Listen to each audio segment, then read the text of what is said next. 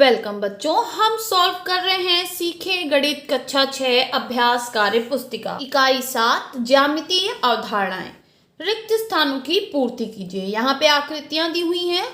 यहाँ हमें बताना है कि खुली आकृति है या बंद आकृति, और यहाँ पे हमें बताना है कि ये रेखाखंड से बना है या वक्र रेखा से या दोनों से ही बना हुआ है। ठीक है, एक दो एग्जाम्पल्स हमें दिए हुए हैं। देखिए, जैसे ये खुली आकृति और रेखाखंड से बनी है, ये बंद आकृति रेखाखंड से। आगे के हमें खुद सॉल्व करने हैं। ठीक है, देखिए ये एक बंद आकृति है और रेखाखंड से बना है। ये एक खुली आकृति है, देखिए यहाँ पे खुली है, और ये वक्र रेखा से बनी है। ये भी एक खुली आकृति है और वक्र रेखा से बनी है। ये एक बंद आकृति है जो दोनों से बनी है, मतलब वक्र और रेखाखंड दोनों से बनी है। ये भी एक खुली आकृति है जो दोनों से बनी है, इसमें वक्र रेखाएं भी हैं और रेखाखंड भी हैं। ये एक बंद आकृति है, ये भी दोनों से बनी है, वक्र रेखा से भी और रेखाखंड। नेक्स्ट, किसी बिंदु से प्रारंभ होकर उसी बिंदु पर पहुंचा जा सके तथा उस बिंदु पर पहुंचने तक उस आकृति पर दोबारा न चलना पड़े, ऐसी आकृति को क्या कहते हैं? तो ऐसी आकृति को हम बंद आकृति कहते हैं। हम ऑप्शन बी पे टिक कर देंगे। निम्नलिखित में वक्र रेखा से बनी हुई आकृति छांटिए। देखिए, बाकी सब रेखाखंडों से बनी हुई है, ये केवल वक्र रेखा से बनी हुई है। नेक्स्ट, समतल में स्थित किसी बिंदु से उसी तल में कितनी रेखाएं खींची जा सकती हैं? तो असंख्य रेखाएं खींची जा सकती हैं। निम्नलिखित वस्तुओं में समतल पृष्ठ वाली वस्तुओं को छांटिए। तो इसमें से समतल पृष्ठ की वस्तु कौन है? संदूक। निम्न वस्तुओं में वक्राकार पृष्ठ वाली वस्तुएं बताइए। तो देखिए, गेंद और टमाटर दोनों वक्राकार होती है, तो ऑप्शन डी हमारा सही हो जाएगा। ए और बी दो। नेक्स्ट, आकृति में रेखाखंडों की संख्या है। बच्चों देखिए, पूछ रहा है इस आकृति में कितने रेखाखंड है। तो देखिए, A B 1, A C 2, A D 3, ए ई 4, फिर सी डी 5, सी ई 6 और डी ई 7। अब इधर से गिनेंगे, बी ई 8, बी डी 9 और बी सी 10। तो टोटल कितने हैं? 10। नेक्स्ट, नीचे दिए गए ABCD खंडों में संरेख बिंदुओं के समूहों को लिखिए। देखिए, इसमें संरेख नहीं है, इसमें है तो B हो गया हमारा, C में नहीं है, फिर D में है, तो B और D दो हमारे ऑप्शन हो गए। तो हम ऑप्शन D को टिक करेंगे। B और D में संरेख बिंदुओं के समूह हैं। नेक्स्ट कह रहा है, चित्र में दिए गए रेखाखंड की लंबाई सेंटीमीटर में बताइए। तो देखिए, हम इससे नाप लेंगे इस तरह से पटरी से, तो कितनी है? 4.5 सेंटीमीटर। तो हमने लिख दिया।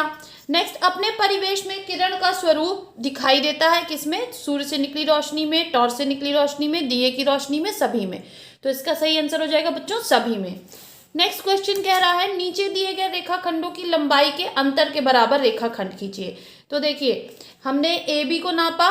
देखिए, ए बी है 4.5 और सी डी है आपका 2.8 सेंटीमीटर। घटा दिया तो हमें मिला 1.7 सेंटीमीटर। तो हमने यहाँ पे रेखाखंड खींच दिया 1.7 सेंटीमीटर का। इस तरह से हम एक रेखाखंड खींच देंगे। नेक्स्ट कह रहा है, निम्नलिखित परिस्थितियों में इन बिंदुओं में से कितने रेखाखंड खींचे जा सकते हैं? रेखाखंड को खींचिए व उनकी संख्या बताइए। अब देखिए, यहाँ पे बिंदु दिया हुआ था A B C D E और रेखाखंड खींचने थे। तो A E इन्होंने खींचा हुआ था 1, फिर ये 2, 3, 4, 5, फिर देखिए 6, 7, 8, 9। तो कुल कितने खींचे जा सकते हैं? 9। इसके अलावा और कोई नहीं है जिनमें दो बिंदुओं को मिलाते हुए रेखाखंड खींचा जा सके। नेक्स्ट कह रहा है, रेखाखंड AE खींचिए। तो आप कोई भी रेखा खींच लीजिए और उसमें रेखाखंड AE किसी भी नाप का बना दीजिए। देखिए, इस तरह से। नेक्स्ट कह रहा है, चित्र में दर्शाए गए शीर्ष व रेखाखंडों के नाम लिखिए। तो देखिए, शीर्षों के नाम क्या है? A B C D और E। अब रेखाखंडों के क्या नाम है? A B B C C D D E और A E। ठीक है, जो दर्शाए गए केवल हमें उन्हें ही लिखना है। नेक्स्ट, एक सरल रेखा से 6.5 सेंटीमीटर का रेखाखंड काटिए। देखिए, हमने एक सरल रेखा खींच ली, उसके बाद इसमें नाप के 6.5 सेंटीमीटर का एक रेखाखंड हमने AB काट लिया। नेक्स्ट कह रहा है, निम्नलिखित कथनों में सत्य असत्य छांटिए। पटरी प्रकार की सहायता से हम किसी रेखाखंड को समद्वि विभाजित कर सकते हैं। तो बिल्कुल सही है। दिए हुए रेखाखंड का केवल एक ही लंब समद्विभाजक खींचा जा सकता है। ये भी बिल्कुल सही है।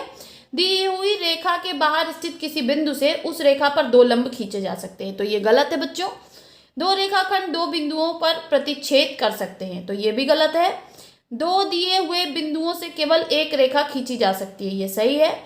एक दिए हुए बिंदु से केवल एक ही रेखा खींची जा सकती है, तो ये गलत है बच्चों। कई रेखाएं खींची जा सकती हैं। एक ही रेखा खंड की दो भिन्न लंबाइयां हो सकती हैं, तो ये भी बिल्कुल गलत है बच्चों। नेक्स्ट, रिक्त स्थानों की पूर्ति कीजिए। रेखाखंड की लंबाई क्या होती है बच्चों? निश्चित होती है। रेखा की लंबाई असीमित होती है। एक तल वह है जिसकी केवल लंबाई और क्या होती है? चौड़ाई होती है। दो बिंदुओं से होकर अनेक समतल प्राप्त किए जा सकते हैं। किरण में केवल एक ही प्रारंभ बिंदु होता है।